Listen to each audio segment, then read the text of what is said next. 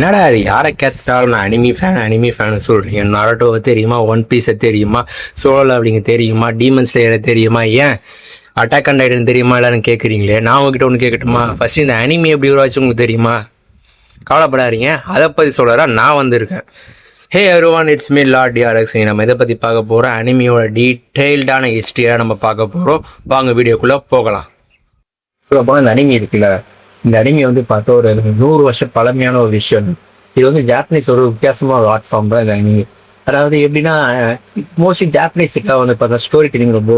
So அவங்க வந்து 80s வந்து பார்த்தா வந்து ஸ்டார்டட் எப்படின்னா, ஒரு உடன் பாக்ஸில் வந்து பார்த்தா பேப்பர்ல லைக் ஒரு எலமெண்ட்ஸை வந்து பார்த்தா வரைஞ்சி இதோட இன்னொன்று வச்சு அதை வந்து டெட் மூலியமா ஒன்னா பேங்க்ஸ் பண்ணி அது பண்ணிட்டு இருந்தாங்க அவங்க.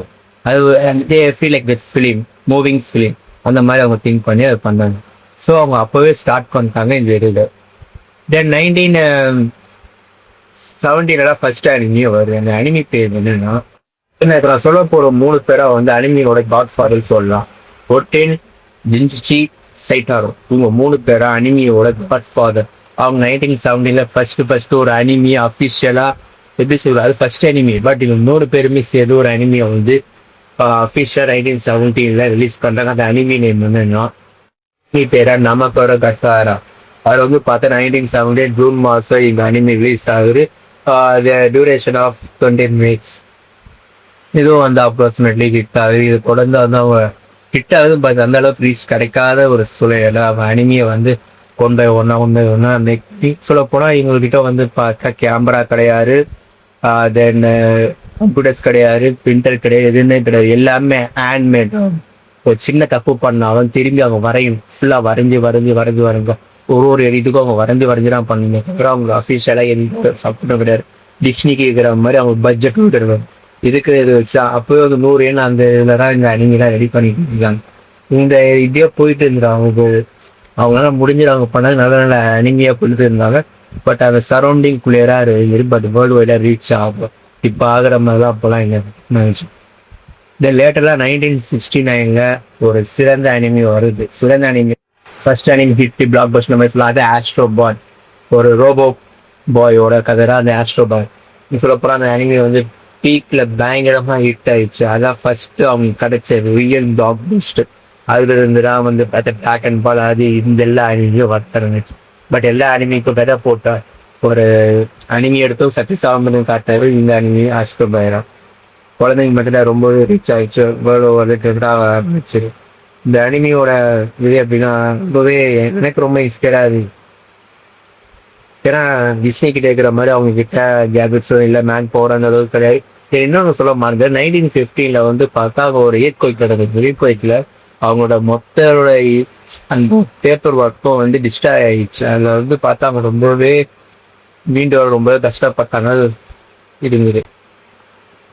அது மட்டும் இல்லாம இந்த அனிமியை வந்து பார்த்தா ஃபர்ஸ்ட் அனிமி வந்து சொன்னல அந்த 90s 2005 ஒரு வீட்டை வந்து அந்த இதை கண்டுபிடிச்சிக்கிறாங்க ஃப்ரேம், அந்த அனிமி ஃபர்ஸ்ட் அனிமி. பட் என்னன்னா ஒரு பியூட்டிஃபுல் என்னன்னா, அது யாரா தெரியல, யார் எதுவும் ஒண்ணுமே தெரியல. பட் அந்த அனிமியில ஃபர்ஸ்ட் அனிமி, அதாவது பாய் ஃபிஷி காட்டுறதுக்கு முன்னாடியே இந்த அனிமி வந்து சொல்ல போனா இந்த அனிமி பேரை வந்து பார்த்தா அமெரிக்கன் இப்போ வர 20,000 அனிமிக்கு வந்து கிரியேட் பண்ணி ரிலீஸ் பண்ணிக்கிறாங்க டில் நவ். அதே மாதிரி நம்ம சின்ன வயசு நம்ம எல்லாரும் பார்த்த ஃபர்ஸ்ட் அனிமே என்ன நம்ம எல்லாருக்குமே அது வேற எதுவுமே இல்லை. ஒன்று போக்கிமோனா இருக்கும், இல்லைன்னா டிராகன் பாலா இருக்கும். அதான் நம்ம எல்லாருமே பார்த்துருக்கோம். அது மட்டும் இல்லாம இந்த டோரிமோன் சின்சானோ ஒரு டைப் ஆஃப் அனிமி தான். அது கன்னடா மங்கா. அது வந்து கிரையானால உருவாக்குனார் மங்கா, கிரையான் மங்கா சொல்லுவாங்க. அதுவும் ஒரு டைப் ஆஃப் அனிமி. சொல்லப்போனால் இந்த அனிமி வந்து பார்த்தா சில்ட்ரன்ஸுக்கு மட்டும் இல்லாமல் டீன்ஸுக்கும் அடல்ட்ஸுக்கும் எல்லா ஏஜ் ஆஃப் குரூப்பும் தனித்தனி டைப் ஆஃப் அனிமி இருக்கு. சொல்லப்போனால் அனிமி வந்து பார்த்தா ஒரு பிக்கஸ்ட் இப்போ பிஸ்னஸ். அது எப்படி சொல்லணும்னா, அனிமேஷன் தாக்கம் போய் அனிமி தாக்கம் தான் அதிகமாக திரும்ப பக்கம் எல்லாம். அது காரணம் டப்பிங்கும் சொல்லுவாங்க. ரிலிஜன் டப்பிங் மூலியமா இன்னும் ஃபேமஸ் ஆரம்பிச்சு. I think so. என்னை பொறுத்தவரை அனிமி வந்து பார்த்தா பவர் சேவர் மாதிரி நான் சொல்லுறேன். நான் எப்போ நான் டிப்ரெஷனாக இருக்கிறேனோ அப்போ நான் அனிமி பார்க்க வந்து நான் சார்ஜ் பண்ணிப்பேன், நான் என்னை மோட்டிவேட் பண்ணி. ஏன்னா இந்த அனிமையில எல்லாமே இருக்குங்க. லைஃப் லெசன் இருந்து ஹியூமர் இருந்து லவ் பெயின் எல்லாமே இருக்கு. நீங்க நரட்டோனா அதுல வந்து பார்த்தா வாழ்க்கை எப்படி வாழணும்னு சொல்லியிருக்கு. ஒன் பீஸ்ல அதை எப்படி எக்ஸ்ப்ளோர் பண்றது இருக்கு. இந்த மாதிரி ஒரு ஒரு அனிமையில இருந்து ஒன்று நம்ம கற்றுக்கலாம்.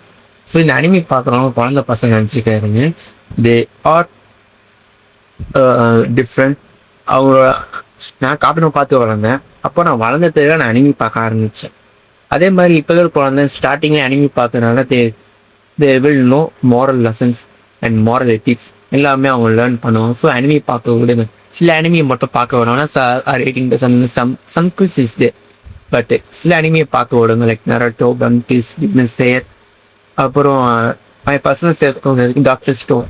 சயின்ஸ் ஃபிக்ஷன்லாம் பயங்கரமான ஒரு அனிமி இருக்கு. உங்களுக்கு பிடிச்ச என்ன அனிமியோ அது கமெண்ட்டை சொல்லிட்டு போங்க. அது மட்டும் இல்லாமல் அனிமிங்க சரி எல்லாருக்கும் அதை புரிஞ்சுக்கணும்னு நினைக்கிறேன். அனிமியை பற்றி எப்படி உருவாகுச்சு, எப்படி ஃபார்ம் ஆகுச்சு எல்லாமே. இப்போ இஸ் அ ஹியூஜ் பட்ஜெட்.